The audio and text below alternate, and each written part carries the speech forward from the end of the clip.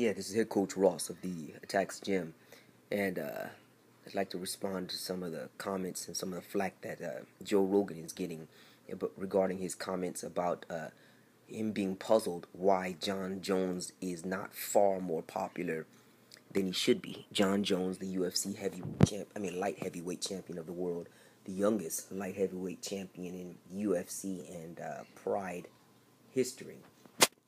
So I think he poses a good question there. He wondered aloud if maybe some portion of his lack of crossover appeal is due to racism.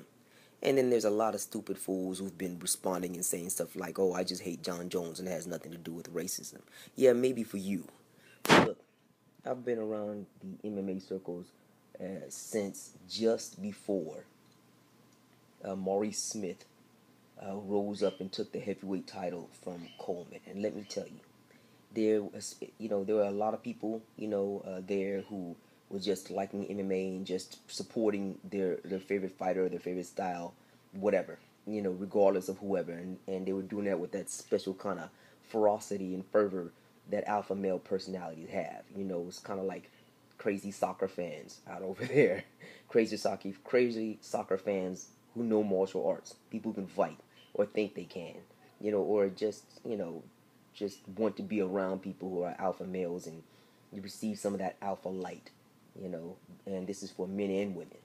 So I've been around it, I've seen it. I'm a lifelong martial artist myself.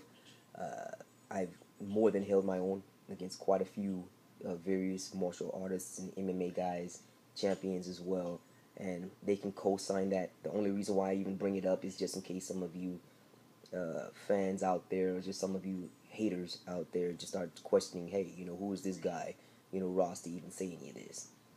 To bring up a little bit of my credentials. If you Google me, you'll see that I'm more than qualified, to pass an informed opinion on this matter. If you don't agree, that's cool. That's, everybody has a right to agree or disagree with whatever they want to. But I'm going to tell you what I'm thinking anyway. And that is this: as a black man, as an African American, I can tell you from direct personal experience is that not only has racism played a significant role in the early years of the UFC and the MMA, it's still there strong now today. No questions about it. I personally experienced it. I've personally seen it. It's not it's not the norm. It's not what you normally see. It's not the overwhelming majority by a long shot. There's a lot of really class act people and just regular people doing their regular thing. But there's also a consistent and strong strain of racism in there. I don't even know if many of you, MMA fans, recall this, but a lot of us old school fans remember right away that a major part of the early marketing promotion of the UFC is that it was the anti-boxing, it was the counter-boxing. It was billed as white, mostly college-educated champions, you know, as opposed to the primarily black and Latino boxing champions. And these MMA guys most certainly and most definitely displayed in the octagon techniques and training and applications that are much more applicable, much more reflective of the kind of things we'll see, on the street in a street fight or in a self-defense, unarmed self-defense encounter. The striking, the kickboxing, the wrestling, the jiu-jitsu. This is critical in unfettered street fights. Whereas in boxing, not so much. You're looking at primarily punches and upper body movements, etc., so on and so forth. And that's how it was being marketed. Yeah, that's just the truth. Those of us who've been around know it. Those of you who don't like it, so what? That's the history. If you get mad, I don't care. That reflects much more negatively upon you than it does for me. It shows that you don't know what the hell you're talking about.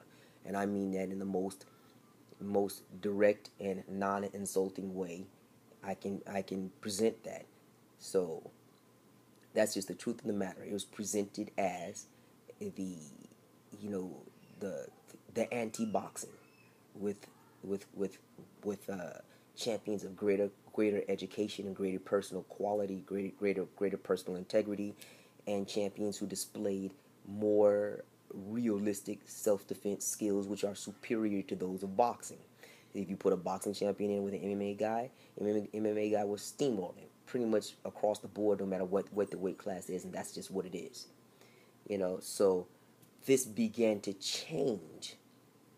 You know, not so much with Maurice, because Maurice was an isolated incident. Even though after Maurice there was Kevin Randleman, we had also prior to Maurice, we had Kevin Jackson, the Olympian wrestler who had won the UFC tournament, but who lost the battle for the UFC inaugural middleweight belt, which at that time was for 199 pounds and below, that Frank Shamrock, who was a friend of mine, won.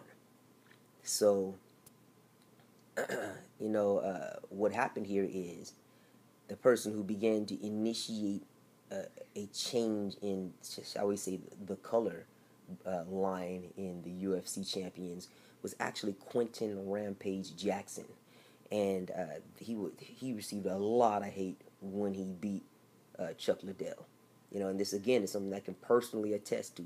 I've seen him, I've listened to a lot of areas. I'm not going to call out, some of the places that I've met him at, and in other champions, of all across the rainbow spectrum of colors, and there's no question that there is a big difference in a significant way that a certain segment of the MMA populace responds to when they see a black champion as opposed to a white champion.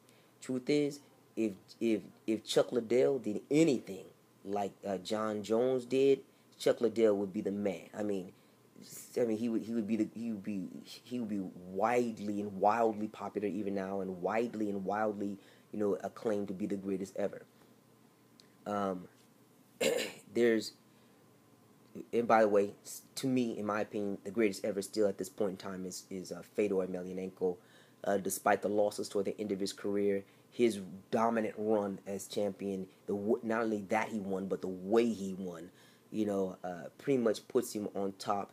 And I see him tied with Anderson the Spider Silva, who also won in dominating fashion, all the way up until he ran into Chris Weidman. And yes, for the record, I had Anderson winning the second fight until that freak break of his shin, which Weidman and nobody else on this earth could possibly have actually planned to occur or trained to break the shin in that way. Nobody can do that. Anyone says that is complete garbage. So yeah, it's your boy, head coach Ross of the Atacx Gym, making it clear about that. That is garbage. Nobody can do that.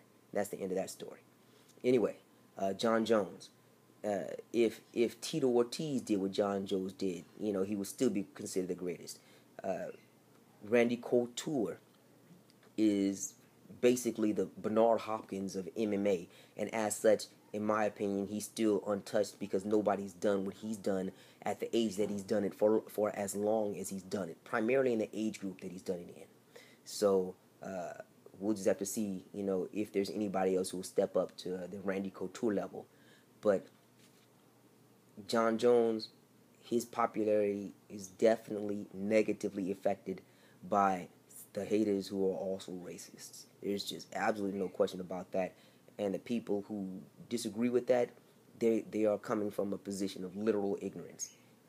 As in, no matter how intelligent they are, they don't have the life experience to be able to perceive this. Because those of us who are both African American or black or what have you, and have been around MMA during that time, and that includes being around the more financially secure, richer Brazilians who themselves, quite a few of them, especially when they first came here, were also very racist toward black people. Yeah, there's no question in the real world that there's significant racism in MMA and everywhere else, and Joe Rogan shouldn't be pulled over and dissed and raked over the coals for that, because I applaud him for having the courage, the guts, the integrity to step up and say what a lot of people have been trying to hide, man. I applaud you, Joe. It takes guts. just keep on keeping on, man. All the rest of you, holla at me and let me know what you think. Peace.